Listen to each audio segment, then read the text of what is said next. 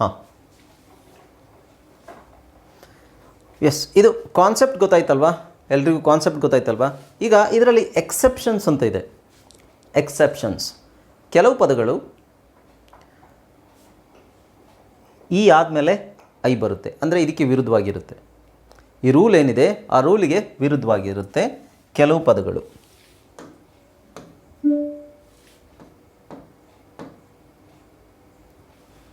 Okay, ಕೆಲವು ಪದಗಳು ವಿರುದ್ಧವಾಗಿರುತ್ತೆ. ಅದರಲ್ಲಿ ಎರಡು ಥರ ವೈರುಧ್ಯ ನಿಮಗೆ ಕಾಣ್ಬೋದು ಇಲ್ಲಿ ನೋಡಿ. ಎಫ್ ಆದಮೇಲೆ ಈ ಐ ಬಂದಿದೆ. ಇದ್ರ ಪ್ರಕಾರ ಏನು, ಈಗಿಂತ ಮುಂಚೆ ಐ ಬರಬೇಕು. ಹಾಯ್ ಫ್ರೆಂಡ್ಸ್, ಇದೊಂದು ವಿಶೇಷ ಸೂಚನೆ. ನಮ್ಮಲ್ಲಿ ಇದೀಗ ಆನ್ಲೈನ್ ಸ್ಪೋಕನ್ ಇಂಗ್ಲಿಷ್ ಕೋರ್ಸ್ನ ಹೊಸ ಬ್ಯಾಚ್ ಶುರುವಾಗಿದೆ. ನೀವು ಇನ್ಮೇಲೆ ಮನೆಯಲ್ಲೇ ಕೂತ್ಕೊಂಡು ಯಾವುದೇ ಟೆನ್ಷನ್ ಇಲ್ಲದೆ ಇಂಗ್ಲಿಷ್ ಮಾತಾಡೋದನ್ನ ಕಲಿಯಬಹುದು. ಸ್ನೇಹಿತರೆ, ಸ್ಪೋಕನ್ ಇಂಗ್ಲಿಷ್ ಮಾತ್ರ ಅಲ್ಲ, ನಿಮಗೆ ಇಂಗ್ಲಿಷ್ನ ಓದಲಿಕ್ಕೆ ಬರಲಿಕ್ಕೆ ಬರಲ್ಲ ಅಂತ ಇಟ್ಕೊಳ್ಳಿ. ಈಗ ಬರೀ ನಿಮಗೆ ಎಬಿಸಿ ಮಾತ್ರ ಗೊತ್ತು ಅಥವಾ ಎಬಿಸಿ ಓದಿಲ್ಲ ಅಂತ ಇಟ್ಕೊಳ್ಳಿ. ಸೊ ಎಬಿಸಿ ಓದಿಲ್ಲ ಅಂತ ಬರಲ್ಲ, ನಾವು ನಿಮಗೆ ಇಂಗ್ಲಿಷ್ನ ಬೇಸಿಕ್ಕಿಂದಲೇ ಓದಲಿಕ್ಕೆ ಮತ್ತೆ ಬರಲಿಕ್ಕೆ ಸಹ ಹೇಳ್ಕೊಡ್ತೀವಿ. ಸ್ನೇಹಿತರೆ, ಈ ಕೋರ್ಸ್ನ ಚಿಕ್ಕ ಮಕ್ಕಳನ್ನು ಹೊರತುಪಡಿಸಿ ಬೇರೆ ಯಾರು ಬೇಕಾದ್ರೆ ಈ ಕೋರ್ಸ್ಗೆ ಜಾಯ್ನ್ ಆಗಬಹುದು. ನಿಮ್ಮ ಕೆಲವು ಸ್ನೇಹಿತರೆ ತಡ ಯಾಕೆ ಈ ಸ್ಪೋಕನ್ ಇಂಗ್ಲಿಷ್ ಕೋರ್ಸ್ ಮತ್ತು English basic reading and writing ಕೋರ್ಸ್ನ ಜಾಯ್ನ್ ಆಗಬೇಕು ಅಂತ ಆಸಕ್ತಿ ಇರೋರು ಈ ಕೂಡಲೇ ನಿಮ್ಮ ಫೋನ್ ತೆಗೆದುಕೊಳ್ಳಿ ಹಾಗೂ ಇಲ್ಲಿ ಬರ್ತಿರುವಂತಹ ನಂಬರ್ಗೆ ಅಥವಾ ಕೆಳಗಡೆ ಬರ್ತಾ ಇರುವಂತಹ ನಂಬರ್ಗೆ ನೀವು ಕರೆ ಮಾಡತಕ್ಕದ್ದು ಅಥವಾ ವಾಟ್ಸ್ಆ್ಯಪ್ನಲ್ಲಿ ಸಂಪರ್ಕಿಸಿ ನಿಮ್ಮ ಹೆಸರನ್ನು ರಿಜಿಸ್ಟರ್. ಬಟ್ ಇಲ್ಲಿ ಐಗಿಂತ ಮುಂಚೆನೇ ಇ ಬಂದಿದೆ, ಎಫ್ ಇದೆ. ಅವ್ರು ಹೇಳೋ ಪ್ರಕಾರ ಸಿ ಅನ್ನು ಹೊರತುಪಡಿಸಿ. ಸಿ ಬಂದರೆ ಪರವಾಗಿಲ್ಲ, ಬಟ್ ಬೇರೆ ಯಾವ ಅಕ್ಷರ ಬರುವಂಗಿಲ್ಲ ಅಂತ. ಆದರೆ ಇದು ಎಕ್ಸೆಪ್ಷನ್ಸ್. ಸೊ ಇದು ಕ್ಯಾಫೀನ್, ಕ್ಯಾಫೀನ್, ಕ್ಯಾಫೀನ್. ಇದು ವಿಯರ್ಡ್, ವಿಯರ್ಡ್. ಫಾರಿನ್, ಪ್ರೊನೌನ್ಸಿಯೇಷನ್ನು ಹಾಗೆ ಇರುತ್ತೆ, ಸ್ವಲ್ಪ ಚೇಂಜ್ ಆಗಿರುತ್ತೆ. Foreign. Protein. Their, height. Neil ಇದು ಹೆಸರು, ಕೀತ್ ಇದು ಹೆಸರು. ಇವು ವ್ಯಕ್ತಿಗಳ ಹೆಸರು. ಓಕೆ, ಸೊ ಇವೆಲ್ಲ ಏನು ಎಕ್ಸೆಪ್ಷನ್ಸ್. ಮತ್ತು ಇದಕ್ಕೆ ಪ್ರಶ್ನೆ ಕೇಳಬೇಡಿ, ಸರ್ ನೀವು ಹೇಳಿದ್ರಿ ಬರೋಂಗಿಲ್ಲ ಅಂತ, ನೋಡಿದ್ರೆ ಇಲ್ಲೆಲ್ಲ ಬಂದಿದೆ. ಹೌದಪ್ಪ, ಇದು ಎಕ್ಸೆಪ್ಷನ್ಸ್. ಈ ಪದಗಳನ್ನು ಹೊರತುಪಡಿಸಿ ಆಲ್ಮೋಸ್ಟ್ ಇದರಲ್ಲಿ ನಿಮಗೆ 99% ವರ್ಡ್ಸ್ ಇದು. ಓಕೆ, ಇನ್ನು ಸಿ ಆದಮೇಲೆ ನಾನೇನು ಹೇಳಿದೆ ನಿಮಗೆ, ಸಿ ಆದಮೇಲೆ ಇ ಐನೇ ಬರಬೇಕು. ಸಿ ಆದಮೇಲೆ ಇ ಐನೇ ಬರಬೇಕು. ಸಿ ಆದಮೇಲೆ ಇ ಐಯೇ ಬರಬೇಕು. ಸಿ ಆದಮೇಲೆ ನಿಮಗೆ ಇನೇ ಬರಬೇಕು, ಐ ಬರೋ ಹಾಗಿಲ್ಲ ಅಂತ ನಾನು ಹೇಳಿದೆ ಅಲ್ವಾ? ಬಟ್ ಈ ಪದಗಳಲ್ಲಿ ಅದು ಉಲ್ಟಾ ಆಗಿರುತ್ತೆ. ಓಕೆ, ಇಲ್ಲಿ ನೋಡಿ, ಸಿ ಆದಮೇಲೆ ಐ ಇದೆ. ಸೈಂಟಿಸ್ಟ್, ಸಿ ಆದಮೇಲೆ ಐ ಇದೆ. ಸೊಸೈಟಿ, ಸಿ ಆದಮೇಲೆ ಐ ಇದೆ. ಏನ್ಷಂಟ್, ಸಿ ಆದಮೇಲೆ ಐ ಇ ಇದೆ. Efficient, again species, sufficient, conscience. Okay, so ಈ ಥರ ಎಕ್ಸೆಪ್ಷನ್ಸು ಕೆಲವು ರೂಲಲ್ಲಿರುತ್ತೆ, ಕೆಲವು ರೂಲಲ್ಲಿ ಇರೋದಿಲ್ಲ. ಅದು ನಾವು ಸರಿಯಾಗಿ ಅರ್ಥ ಮಾಡ್ಕೋಬೇಕು. ಪದೇ ಪದೇ ಸ್ಟಡಿ ಮಾಡೋದ್ರಿಂದ, ಪದೇ ಪದೇ ಇದನ್ನು ಓದೋದ್ರಿಂದ ನಿಮಗೆ ಅದು ಕರೆಕ್ಟಾಗಿ ನೆನಪಲ್ಲಿರುತ್ತೆ. ಓಕೆ, ಹಾಂ, ನನಗೆ ಗೊತ್ತು ಈಗ ಸುಮಾರು ಜನರಿಗೆ ಇದು ಕನ್ಫ್ಯೂಷನ್ ಇದೆ. ಸೊ ಯಾರಾದರೂ ನನಗೆ ಎಕ್ಸ್ಪ್ಲೈನ್ ಮಾಡ್ತೀರಾ?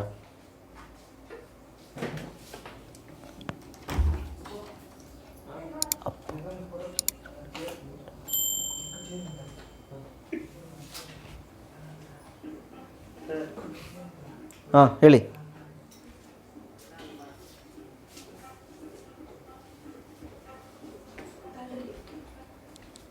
ಹೇಳಿ.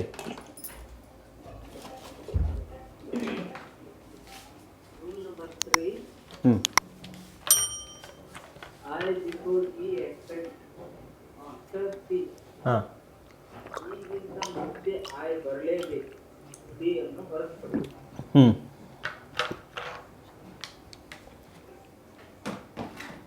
ಏನು ಹಂಗಂದರೆ?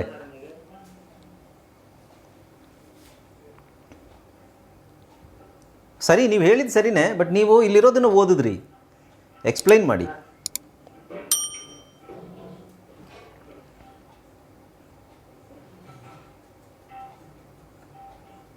ಮ್ಯೂಟ್ ಮಾಡ್ಕೊಳ್ಳಿ ಸತೀಶ್. ನಿಮ್ಮ ಬ್ಯಾಕ್ಗ್ರೌಂಡಲ್ಲಿ ಏನೋ ಯಾವುದೋ ಟಿ ವಿ ಸೌಂಡ್ ಬರ್ತಾಯಿದೆ, ಏನೋ ತಬಲಾ ನುಡಿಸ್ತಿರೋದು ಅಥವಾ ಏನೋ ಪ್ರೋಗ್ರಾಮ್. ಹಾಂ, ಬೇರೆ ಯಾರಾದರೂ ಎಕ್ಸ್ಪ್ಲೈನ್ ಮಾಡಿ.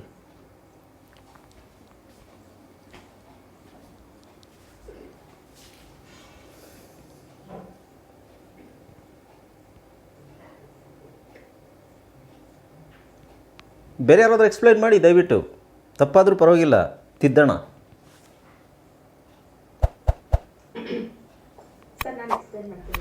ಹೇಳಿ. ಆಕ್ಚುಲಿ ಇದು ರೂಲ್ ನಂಬರ್ 3 ಅಂತ ಹೇಳಿ ಇದ್ರಲ್ಲಿ ಏನು ಅಂತಂದ್ರೆ ಐ ಮುಂಚೆ ಯಾವಾಗ ಇದ್ ಮಾಡಿದ್ರೇನು ಇ ಅನ್ನುವಂತ ಒಂದು ಬರ್ಬೇಕು, ಇ ಅನ್ನೋ ಲೆಟರ್ ಬರ್ಬೇಕು.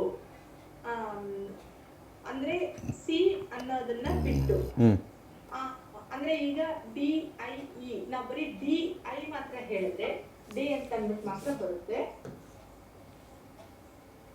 ಅದಕ್ಕೆ ಈ ಹೆಸರೇ ಡೈ ಆಗುತ್ತೆ. ಡಿ ಇ ಐ ಅಂತ ನಾವು ಓದಕ್ಕಾಗಲ್ಲ. ಆ ರೀತಿಯಾಗಿ ಮತ್ತೆ ಎಲ್ ಐ ಇ ಲೈ ಅಂತ ಆಗುತ್ತೆ. ಅದು ಬಿಟ್ಟು ಕೆಲವೊಂದು ವರ್ಡ್ಗಳಲ್ಲಿ ಸಿ ಏನಾದ್ರು ಬಂತು ಅಂತ ಹೇಳಿದ್ರೆ ಸಿನ ನಾವು ಸಿ ಪಕ್ಕದಲ್ಲಿ ಸಿಗೆ ಮುಂಚಿತವಾಗಿ ನಾವು ಇ ಐ ನ ನಾವು ಬಳಸ್ತೀವಿ. Okay. Example sailing, CEILING. Sailing ಅಲ್ಲ, ಸೀಲಿಂಗ್ ಅದು. ಸೀಲಿಂಗ್. ಓಕೆ. ಸೊ ಎ ಬರಬೇಕು ಅಂತಿಲ್ಲ, ಇ ಅಂತಲೇ ಬರ್ಬೋದು. So ceiling, E. Conceive, deceit, C ಅಂತಲೇ ಬರುತ್ತೆ, ಸೇ ಬರೋದಿಲ್ಲ.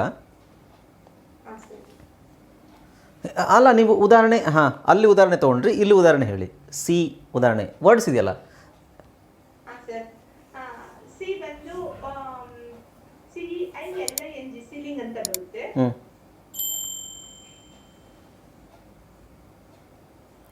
ಆಮೇಲೆ CONCEIVE ಕನ್ಸೀವ್, ಕನ್ಸೀವ್ ಅಂತ ಬರುತ್ತೆ. DECEIT deceit, deceit, deceit, DECEIVE deceive. ಆಮೇಲೆ PERCEIVE ಪ್ರಿಸೀವ್. ಪ್ರಿಸೀವ್ ಹೆಂಗಾಗುತ್ತೆ? PER ಏನು?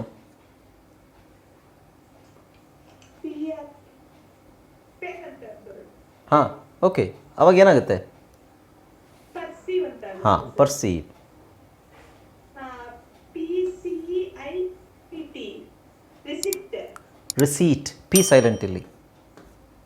ರಿಸೀಟ್. ಆಮೇಲೆ ರಿಸೀವ್, RECEIVE ರಿಸೀವ್ ಅಂತ ಬರುತ್ತೆ. ಅದರಲ್ಲೂ ಕೆಲವೊಂದು ನಮಗೆ ಎಕ್ಸೆಪ್ಷನ್ ಇದೆ. ಎಕ್ಸೆಪ್ಷನ್ ಎಕ್ಸೆಪ್ಷನ್ಸ್ ಇರುತ್ತೆ. ಅದು ಎಕ್ಸೆಪ್ಷನ್ ಅಂತ ಹೇಳಿದ್ರೆ ಅದನ್ನ ನಾವು ಅಲ್ಲಿ ನಾವು ಇದೇ ತರ ಬರ್ಬೇಕು ಅನ್ನೋದೇನಿಲ್ಲ. ಯಾಕೆಂದ್ರೆ ಅದು ರೂಲ್ ಇರೋದು ಯಾವ ರೀತಿ ಇದೆಯೋ ನಾವು ಅದನ್ನ ಅದೇ ರೀತಿಯಾಗಿ ಓದ್ಬೇಕಾಗುತ್ತೆ. ಫಾರ್ ಎಕ್ಸಾಂಪಲ್ ಕ್ಯಾಪಿನ್ ಅಂತ ಇದೆ, ಕ್ಯಾಪೇನ್ ಅಂತಾನೆ ಓದ್ತೀವಿ. ಮತ್ತೆ ವೈಲ್ಡ್ ವಿಯರ್ಡ್ ಅಂತ ಬರುತ್ತೆ ಸರ್. ಅದು weird, foreign, forfeit, protein, protein, their, height, line, Crete, Keith, Neil Keith, ಏನು sir? Neil, Neil, Neil, Keith, Keith, scientist, society, ancient, affection, efficient, efficient, species,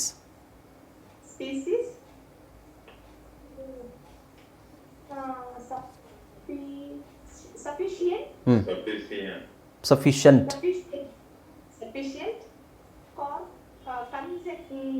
consensus. ಇದು ಆ್ಯಕ್ಚುಲಿ ಕಾನ್ಷನ್ಸ್.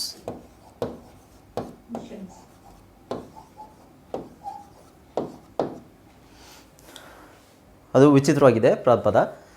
ಇಲ್ಲಿ ನೀವು ಇದು ತೆಗೆದ್ರೆ science ಆಗುತ್ತೆ, ಕಾನ್ ತೆಗೆದ್ರೆ ಸೈನ್ಸ್ ಆಗುತ್ತೆ, ಕಾನ್ ಹಾಕಿದ್ರೆ ಕಾನ್ ಸೈನ್ಸ್ ಆಗಲ್ಲ, ಕಾನ್ಷನ್ಸ್ ಆಗುತ್ತೆ. ಅದು ಯಾಕೆ ಹಂಗೆ? ಅದಿರೋದು ಹೇಗೆ? ಕಾನ್ಷನ್ಸ್ ಅನ್ನೋದು ಒಂದು ಪದ, it's a noun. Okay, so conscience. So ಇದಕ್ಕೂ ಏನು ವ್ಯತ್ಯಾಸ ಹೇಳಿ ನೋಡೋಣ. Varalakshmi, very good. ಆಲ್ಮೋಸ್ಟ್ ನೀವು ಒಂದು 80% ಆ್ಯಕ್ಯುರೇಟಾಗಿ ಹೇಳಿದ್ದೀರಾ. ಬಟ್ ಮೇ ಬಿ ನಿಮಗೆ ಗೊತ್ತು, but you are not able to explain. ನಿಮಗೆ ಎಕ್ಸ್ಪ್ಲೈನ್ ಮಾಡೋಕ್ಕೆ ಬರ್ತಿಲ್ವೇನೋ. ನಾನು ಎಕ್ಸ್ಪ್ಲೈನ್ ಹೆಂಗೆ ಮಾಡಿದೆ ಹಾಗೆ ಯಾರಾದರೂ ಮಾಡ್ತೀರಾ? Like at least 90%, at least close to that. ಇದಕ್ಕೂ ಏನು ವ್ಯತ್ಯಾಸ ಅಂತ ಹೇಳಿ? ಸರ್ ಇದರಲ್ಲಿ ಬಂದ್ಬಿಟ್ಟು ಈ ಕಡೆ ಇರೋದ್ರಲ್ಲೆಲ್ಲ ಸಿಗೆ ಬಂದಿದೆ ಸರ್. ಮತ್ತೆ ಏನು ಬಂದಿದೆ?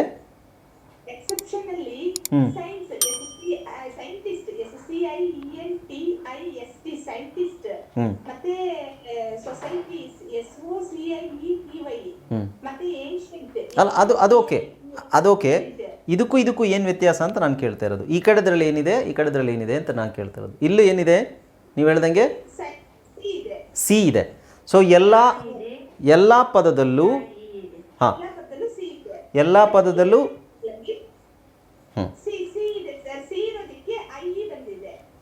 ಅಂದರೆ ರೂಲ್ ಪ್ರಕಾರ ಏನು ಆ್ಯಕ್ಚುಲಿ ಇ ಬರಬೇಕು, ಬಟ್ ಇದು ಎಕ್ಸೆಪ್ಷನ್ ಆಗಿರೋದ್ರಿಂದ ಇಲ್ಲಿ ಐ ಬಂದಿದೆ. ಅಂದರೆ ರೂಲಿಗೆ ವಿರುದ್ಧವಾಗಿದೆ ಅಲ್ವಾ? CEI ಬರಬೇಕು, CIE ಬಂದಿದೆ. ಸೊ ಇಲ್ಲೆಲ್ಲ ಪದದಲ್ಲೂ ಸಿ ಇದೆ, ಎಕ್ಸೆಪ್ಟ್ ಸಿ ಅಂತ ಹೇಳಿದ್ವಲ್ಲ. ಸಿ ಇರುವಂಥ ಎಲ್ಲ ಪದಗಳು ವಿರುದ್ಧವಾಗಿದೆ. ಇದು ಇಲ್ಲಿ ಬರೀ ಸಿ ಮಾತ್ರ ಅಲ್ಲ, ಸಿ ಇಲ್ಲ, ಬೇರೆ ಒಂದಷ್ಟು ಪದಗಳು, ಬೇರೆ ಒಂದಷ್ಟು ಅಕ್ಷರಗಳು ಬಂದ ನಂತರ ಬೇರೆ ಯಾವುದೇ ಅಕ್ಷರ ಬಂದರೂ ನಾವು ಫಸ್ಟು ಐ ಹಾಕಿಬಿಟ್ಟು ಆಮೇಲೆ ಇ ಹಾಕಬೇಕು ಅಂತ ರೂಲ್ ಇದೆ. ಬಟ್ ಇಲ್ಲಿ ಒಂದಷ್ಟು ಅಕ್ಷರಗಳು ಬಂದಿದ್ದಾವೆ. ಯಾವುದು ಎಫ್ ಇದೆ, ಎಫ್ ಆದಮೇಲೆ EI ಬಂದಿದೆ, ಎಫ್ ಆದಮೇಲೆ EI ಬರಬಾರ್ದು, ಬಟ್ ಇಲ್ಲಿ ಬಂದಿದೆ. ಈ ಪದಗಳು ಆ ರೂಲಿಗೆ ವಿರುದ್ಧವಾಗಿದೆ ಅಷ್ಟೇ. ಓಕೆ, ಐ ಥಿಂಕ್ ಆಲ್ಮೋಸ್ಟ್ ಎಲ್ರಿಗೂ ಅರ್ಥ ಆಗಿದೆ ಅಂತ. ಓಕೆ, ಸೊ ಇದು ನಾನು ಹೇಳಿದ್ನಲ್ಲ, ಇದೆಲ್ಲ ನಾವು ಓದಬೇಕಾದ್ರೆ ಇದು ನಮ್ಮ ಕಣ್ಣಿಗೆ ಕಾಣೋದಿಲ್ಲ. ಇದೆಲ್ಲ ಓದಬೇಕಾದ್ರೆ ನಾವು ಅದ್ರ ಬಗ್ಗೆ ಯೋಚನೆ ಮಾಡಲ್ಲ. ಬಟ್ ನೀವು ಒಂದು ವೇಳೆ ಇದು ಯಾಕೆ ಹಿಂಗಿದೆ ಅಂತ ಯೋಚನೆ ಮಾಡಿದ್ರೆ ಮಾತ್ರ ಈ ರೂಲು ನಿಮಗೆ ಕಣ್ಣಿಗೆ ಕಾಣುತ್ತೆ. ನಿಮಗೆ ಗೊತ್ತಿದೆ ಅಂತ ಇಟ್ಕೊಳ್ಳಿ ಈ ರೂಲು. ಬಟ್ ನೀವು ಮುಂದೆ ಏನಾಗುತ್ತೆ ಅಂದರೆ ಬರಿತಾ ಓದ್ತಾ ನಮಗೆ ಕೆಲವು ವರ್ಡ್ಸು ಸ್ಪೆಲ್ಲಿಂಗ್ ಆ ಕಡೆ ಈ ಕಡೆ ಆಯಿತು ಅಂದರೆ ಅದು ಕಣ್ಣಿಗೆ ಎದ್ದು ಕಾಣುತ್ತದು. ಉದಾಹರಣೆಗೆ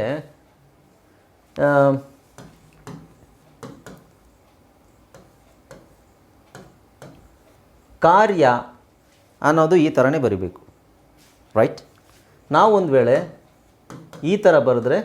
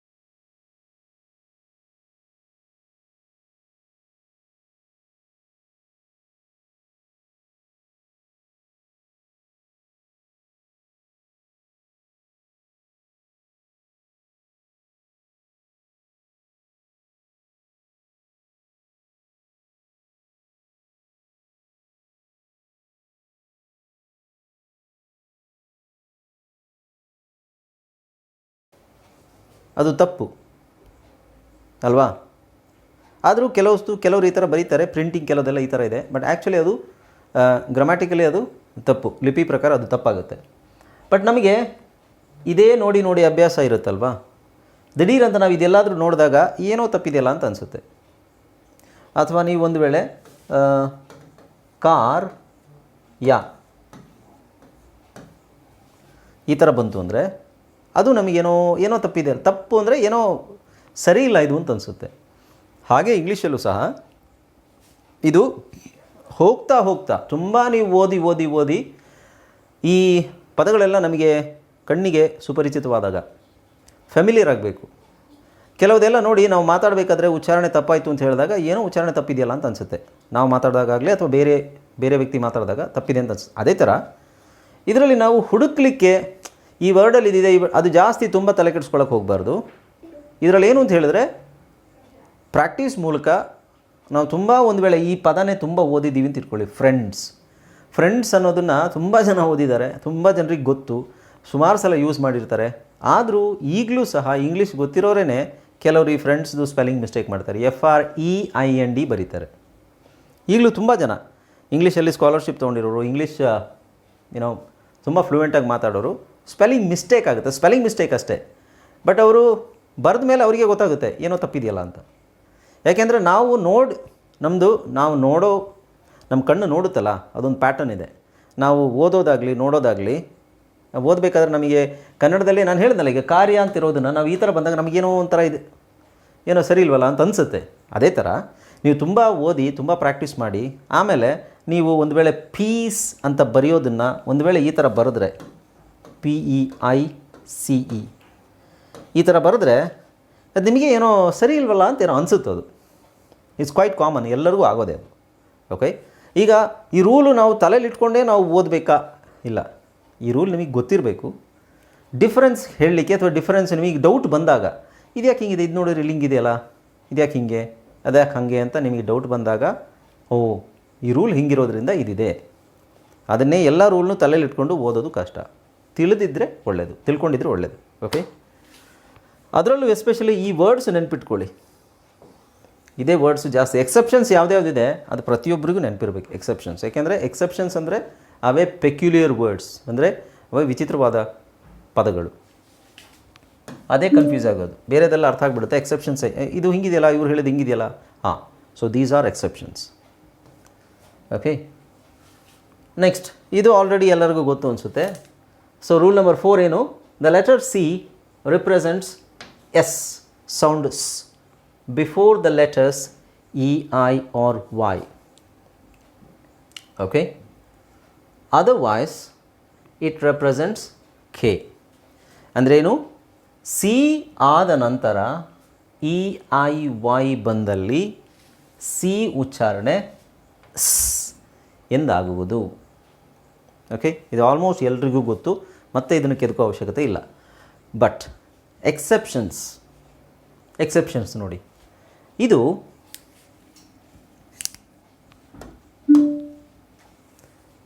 ಇಲ್ಲಿ ಎಕ್ಸೆಪ್ಷನ್ಸ್ ಅಂತಂದರೆ ಇದಕ್ಕೂ ಅದಕ್ಕೂ ಸಂಬಂಧ ಇಲ್ಲ. ಇದು ಆರ್ ಕಿಂಗ್, ನಾನು ಸಿ ಬಂದಿದೆ ಆರ್ ಸಿಂಗ್ ಆಗಬೇಕು ತಾನೆ ಇದ್ರ ಪ್ರಕಾರ. ಬಟ್ ಇದನ್ನು ನಾವೇನು ಹೇಳ್ತೀವಿ? ಆರ್ ಕಿಂಗ್ ಅಂತ ಹೇಳ್ತೀವಿ. ಸೊ ಆರ್ ಕಿಂಗ್ ಇದು ಹೇಳ್ತೀರಾ ಯಾರಾದರೂ?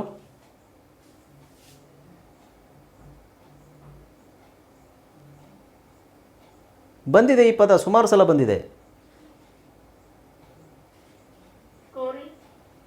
ಹಾಂ,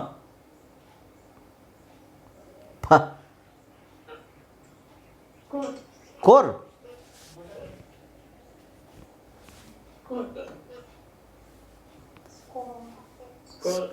ಸ್ಕೋರ್, ವೆರಿ ಗುಡ್. ಏನರಪ್ಪ, ಬೇಸಿಕ್ ಫಸ್ಟ್ ಪಾಠನೇ ನೀವು ಮರೆತುಬಿಟ್ರಲ್ಲ. SO ಏನಾಗುತ್ತೆ?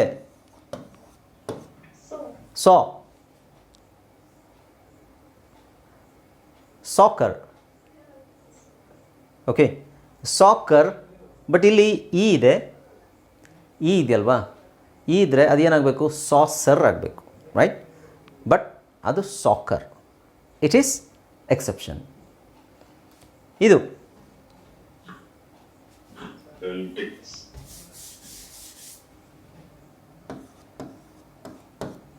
Cell.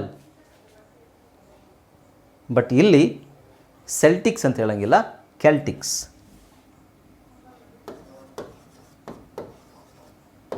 ಕೆಲ್ಟಿಕ್ಸ್. So that is the difference.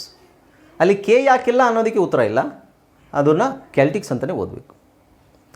Next C A ಬಂದ್ರೇನು?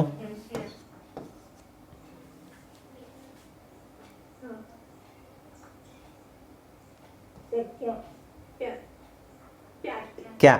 So ಇಲ್ಲಿ ಸಿ ಎ ಇದೆ, ಸಿ ಎ ಇದೆ ಅಲ್ಲ, no.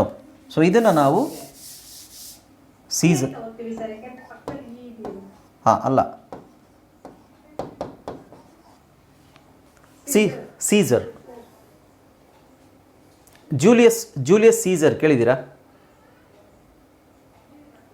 Julius Caesar. So Caesar ಅದು ಯಾಕೆ ಹಂಗಿದೆ ಅಂತ ಹೇಳಿದ್ರೆ ಅದು ಬೇರೆ ಭಾಷೆಯಿಂದ ಬಂದಿರುವಂಥದ್ದು, ಹಾಗಾಗಿ ಇಂಗ್ಲೀಷ್ ಮೂಲ ಅಲ್ಲ. ಹಾಗಾಗಿ ಇದು ಯಾರಾದರೂ ಹೇಳಿ ನೋಡೋಣ. ಇದನ್ನು ಹೇಳಿದ್ರೆ I will give you 500 rupees. ಹಾಂ, ಸೆಲ್ ಅಲ್ಲ, ಇದ್ರ ವಿರುದ್ಧವಾಗಿದೆ. ಇದ್ರ ವಿರುದ್ಧವಾಗಿರಬೇಕು. ನೀವು ಸೀನೇ ಹೇಳ್ತಾ ಇದ್ದೀರಾ, ಸೆಲ್ಲೋ ಅಂತ ಹೇಳ್ತಾ ಇದ್ದೀರಾ. ಇದು ಎಕ್ಸೆಪ್ಷನ್ ತಾನೇ. ಎಕ್ಸೆಪ್ಷನ್ ಅಂದರೆ ಅಲ್ಲಿ ಸಾ ಬರಬಾರ್ದು. ಹಾಂ,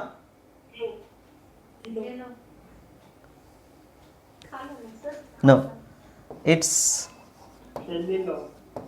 ಸೆಲ್ಲೆಲ್ಲೋ. ಅದ್ಯಾರಪ್ಪ ಸೆಲ್ಲೆಲ್ಲೋ? ಚಲೋ, ಚಲೋ.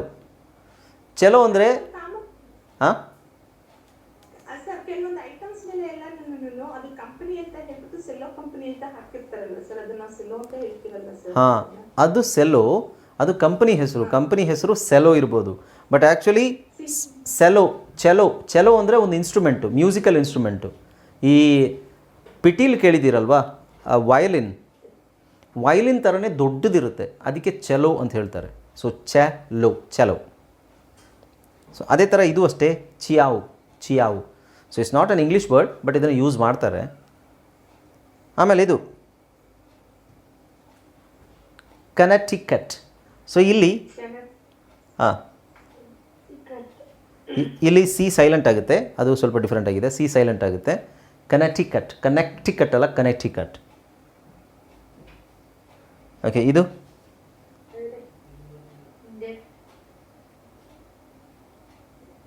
ಇಲ್ಲಿ ಸಿ ಸೈಲೆಂಟ್ ಆಗಿರುತ್ತೆ.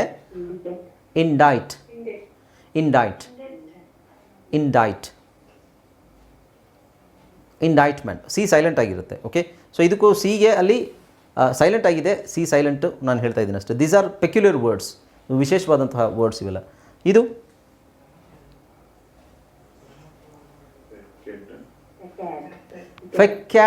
ಫೆಕ್ಯಾಡ್ ಬರಲ್ಲ ಅಂತಲೇ ಹೇಳ್ತಾ ಇರೋದು. ಫಸೇಡ್.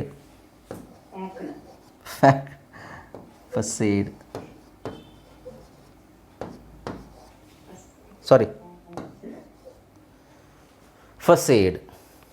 ಓಕೆ, ಸೊ ನಿಮ್ಮಲ್ಲಿ ಕೆಲವರಿಗೆ IP ಆಗಿದೆಯಲ್ವಾ, ಅವರು ಇದನ್ನೆಲ್ಲ ಚೆಕ್ ಮಾಡಿ, ಇದರ ಕರೆಕ್ಟ್ ಪ್ರೊನೌನ್ಸಿಯೇಷನ್ ಏನು ಅಂತ. ಓಕೆ, ಸೊ ನಿಮಗೆ ಗೊತ್ತಾಗುತ್ತೆ. ನಾನು ಕಳಿಸಿ ನೀವೇ ಇನ್ನೊಂದು ಸಲ ಅದನ್ನು ಎಕ್ಸೆಪ್ಷನ್ಸ್ ಏನೇನಿದೆ, ಎಕ್ಸೆಪ್ಷನ್ಸು ವಿಚಿತ್ರವಾಗಿರುತ್ತೆ ಪ್ರೊನೌನ್ಸಿಯೇಷನ್ನು, ಅದರದ್ದು IPA ಚೆಕ್ ಮಾಡಿ ಹೇಗಿದೆ, ಏನಿದೆ ಅದು ಅಂತ. ನಿಮಗೆ ಕರೆಕ್ಟಾಗಿ ಇದೇ ಥರ ಇರುತ್ತೆ. ನಾನು ಏನು ಹೇಳಿದ್ದೀನಿ ಅದೇ ಇರುತ್ತೆ. ಚಲೋ, ಇಂಡೈಟ್, ಫಸೇಡ್, ಕನೆಕ್ಟಿಕಟ್. ಸೊ ಇವೆಲ್ಲ ಅನ್ಕಾಮನ್ ವರ್ಡ್ಸ್ ಅಲ್ಲ, ಇದು ಕಾಮನಾಗಿ ಬಳಸ್ತಾರೆ. ಇಂಡೈಟ್ ಅಂತ ಇದರಲ್ಲಿ ಇಂಡೈಟ್ಮೆಂಟ್ ಲಾಯರ್ಸ್ ಬಳಸ್ತಾರೆ, ಜಡ್ಜ್, ಇದರಲ್ಲಿ ಲೀಗಲ್ ಇದರಲ್ಲಿ ಬಳಸ್ತಾರೆ. ಚಲೋ ಮ್ಯೂಸಿಕಲ್ಲಿ, ಇಲ್ಲ ಸೀಸರ್ ಹಿಸ್ಟ್ರಿಯಲ್ಲಿ ಬರುತ್ತೆ ಅದು. ಕೆಲ್ಟಿಕ್ಸ್ ಇದು ಬೇರೆ ಅದು ಯಾವುದೋ ಒಂದು ಇದರಲ್ಲಿ ಬರುತ್ತೆ. I am not sure about that. Soccer ಅಂದರೆ ಫುಟ್ಬಾಲಿಗೆ ಸಾಕರ್ ಅಂತ ಹೇಳ್ತಾರೆ. ಆರ್ಕಿಂಗ್, ಸೊ ಇದು ಒಂದು ಇದರಲ್ಲಿ ಬರುತ್ತೆ. ಸೊ ಈ ಥರ ಡಿಫ್ರೆಂಟ್ ಆಗಿರುತ್ತೆ ಕೆಲವುದೆಲ್ಲ. ಆಲ್ರೆಡಿ ನಾನು ನಿಮಗೆ ಕೆಲವು ವರ್ಡ್ಸನ್ನು, ಡಿಫಿಕಲ್ಟ್ ವರ್ಡ್ಸನ್ನು ನಾನು ನಿಮಗೆ ಕ್ಲಾಸ್ ಮಾಡಿದ್ದೀನಿ ಕೆಲವರಿಗೆ. Okay, so be aware of these exceptional words. Exceptional ವರ್ಡ್ಸನ್ನು ನೀವು ರೂಲು ಗೊತ್ತು ಆದರೆ ಎಕ್ಸೆಪ್ಷನ್ಸ್ ಗೊತ್ತಿಲ್ಲ ಅಂದರೆ ಕೊನೆಗೆ ಏನಾಗುತ್ತೆ ಅಂದರೆ ಎಲ್ಲೋ ಒಂದು ಕಡೆ ಈ ವರ್ಡ್ ಬಂದಾಗ ನೀವು ಡೌಟ್ ಆಗುತ್ತೆ ನಿಮಗೆ. ರೂಲ್ ನೆನಪಿದೆಯೋ ಇಲ್ವೋ, ಎಕ್ಸೆಪ್ಷನ್ಸ್ ನೆನಪಿದ್ದೇ ಇರಬೇಕು. ಎಕ್ಸೆಪ್ಷನ್ಸ್ ಎಲ್ಲ ರೂಲಲ್ಲೂ ಇರೋದಿಲ್ಲ, ಕೆಲವು ರೂಲಲ್ಲಿ ಮಾತ್ರ ಇರುತ್ತೆ. ಅರ್ಥ ಆಯ್ತಲ್ವಾ? ಓಕೆ, ಸೊ ಇದೇನು ಹೇಳಬೇಕಾಗಿಲ್ಲ ನೋಡಿ. City, site, cigar, civics, civil, cider, cinema, citrus, circle, circuit, citizen. C ಬರುತ್ತೆ.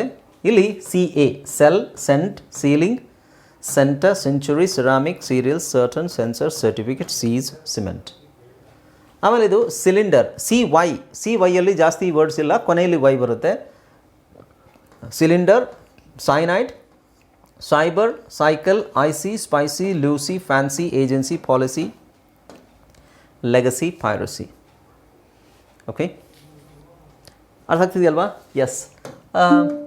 ಸೊ ನೋಡಿ, ಇದು ನಾನು ಪದೇ ಪದೇ ಹೇಳ್ತಾ ಇದ್ದೀನಿ, it's all about practising things. Practice ಎಷ್ಟು ಮಾಡ್ತೀರಾ ಅಷ್ಟು ನಿಮಗೆ ರೂಲು ನೆನಪಿಲ್ಲದೆ ಇದ್ದರೂ ಥ್ರೂ ಪ್ರಾಕ್ಟೀಸ್ ಅದು ನಿಮಗೆ ಸ್ಪೆಲ್ಲಿಂಗ್ ಮಿಸ್ಟೇಕ್ ಇದೆ ಅಂತ ಗೊತ್ತಾಗ್ಬಿಡುತ್ತೆ. ಆಮೇಲೆ ಪ್ರೊನೌನ್ಸ್ ಮಾಡಬೇಕಾದ್ರೂ ಇಲ್ವಲ್ಲ, ಇದ್ರ ಪ್ರೊನೌನ್ಸಿಯೇಷನ್ ಬೇರೆ ಥರ ಇದೆಯಲ್ಲ, ನಾವು ಈ ಥರ ಮಾಡ್ತಿರ್ಲಿಲ್ವಲ್ಲ ಅಂತಲೂ ಅನಿಸ್ಬಿಡುತ್ತೆ. Okay, so practice is very important. Rules ನಾವು ಎಷ್ಟು ತಿಳ್ಕೊಂಡ್ರು, ಕೆಲವು ರೂಲ್ಸ್ ಇದೆ ಅದು ಸ್ಪೆಲ್ಲಿಂಗ್ಸಿಗಷ್ಟೇ. ಸ್ಪೆಲ್ಲಿಂಗ್ ನೀವು ಪರವಾಗಿಲ್ಲ, ನಾವು ಅದನ್ನು ಈಗ ಉದಾಹರಣೆಗೆ ಸ್ಟಡಿ ಇದ್ದಿದ್ದು ಸ್ಟಡೀಡ್ ಆಗುತ್ತೆ, ವೈ ಇರೋದು IE ಆಗುತ್ತೆ, ಫ್ರೈ ವೈ ಇರೋದು IE ಆಗುತ್ತೆ ಪಾಸ್ಟ್ ಟೆನ್ಸಲ್ಲಿ. ಸೊ ಈ ಥರ ಎಲ್ಲ ಸಣ್ಣ ಪುಟ್ಟ ರೂಲ್ಸ್ ಇದೆ, ಅದೆಲ್ಲ ಓದಬೇಕಾದ್ರೆ ನಿಮಗೆ ತಲೆಯಲ್ಲಿ ಇರೋದಿಲ್ಲ, ಅದೇ ನಾನು ಹೇಳ್ತಾ ಇರೋದು. ಓಕೆನಾ? ಸ್ಪೆಲ್ಲಿಂಗ್ ರೂಲ್ಸ್ ಎಷ್ಟು ಬೇಕಾದ್ರೂ ಇದು ಆ್ಯಕ್ಚುಲಿ 35 ಸ್ಪೆಲ್ಲಿಂಗ್ ರೂಲ್ಸ್ ಇದೆ, ಅದೆಲ್ಲದನ್ನು ಓದೋ ಅವಶ್ಯಕತೆ ಇಲ್ಲ. ಓಕೆ, ಸೊ ನಾವೊಂದು 10-12 ಸ್ಪೆಲ್ಲಿಂಗ್ ರೂಲ್ಸನ್ನು ಕರೆಕ್ಟಾಗಿ ತಿಳ್ಕೊಂಡ್ರೆ ಅದು ನಾವು ಓದಬೇಕಾದ್ರೆ ತಲೆಯಲ್ಲಿ ಇಲ್ಲ ಅಂದ್ರೂ ಆಟೋಮೆಟಿಕ್ಕಾಗಿ ನಿಮ್ಮ ಮೈಂಡು ಅದು ಓದ್ತಾ ಏನಾಗುತ್ತೆ ಅಂದರೆ ಕ್ಲಾರಿಟಿ ಸಿಗುತ್ತೆ ನಿಮಗೆ. ಸೊ ಕ್ಲಾರಿಟಿಗೋಸ್ಕರ ಸ್ಪೆಲ್ಲಿಂಗ್ ರೂಲ್ಸ್ ತಿಳಿದಿರಬೇಕು, ಡೌಟ್ ಇರಬಾರ್ದು, ಯಾರಾದರೂ ಕೇಳಿದ್ರೆ ಹೇಳಕ್ಕೆ ಗೊತ್ತಿರಬೇಕು ನಿಮಗೆ ಅಲ್ವಾ? ಈಗ ಇದೆ ಅಲ್ವಾ ಎಕ್ಸಾಂಪಲ್, ಇದು ಕೀ ಯಾಕಾಗಲ್ಲ ಅಂತ ಹೇಳಿದ್ರೆ ಹೇಳಬೇಕು, ಅದಕ್ಕೂ ರೀಸನ್ ಇದೆ. ಸೊ ಸ್ಪೆಲ್ಲಿಂಗ್ ರೂಲಲ್ಲಿ ಅದಕ್ಕೂ ರೀಸನ್ ಇರುತ್ತೆ, ಕೆಲವುದಕ್ಕೆ ರೀಸನ್ ಇರಲ್ಲ. ಈಗ ಇದಕ್ಕೆ ಸಿ ಯಾಕೆ ಹೇಳಬೇಕು, ಕೀ ಯಾಕೆ ಹೇಳಲ್ಲ ಅಂತ ಹೇಳಿದ್ರೆ ಅಲ್ಲಿ ಕೆ ಇದ್ದರೆ ಕೀ ಹೇಳಬೇಕು ಅಂತ ಹೇಳ್ಬೋದು. ಅಂದರೆ ರೂಲ್ ಏನು, ಸಿ ಮುಂದೆ EIY ಬಂದರೆ ಅಂತ ಹೇಳ್ತೀವಿ. ಆ ರೂಲ್ ನಿಮಗೆ ನೆನಪಲ್ಲಿದ್ದರೆ ವರ್ಡ್ಸ್ ಓದಬೇಕಾದ್ರೆ ಒಂದು ವೇಳೆ ನೀವು ಮಿಸ್ಟೇಕ್ ತಪ್ಪು ಓದಿದ್ರೂ ನೀವು ಅದನ್ನು ಸರಿಪಡಿಸ್ಕೋತೀರ. Okay, alright, see you in the next class. Good night everyone. Good night, sir. Thank you, sir.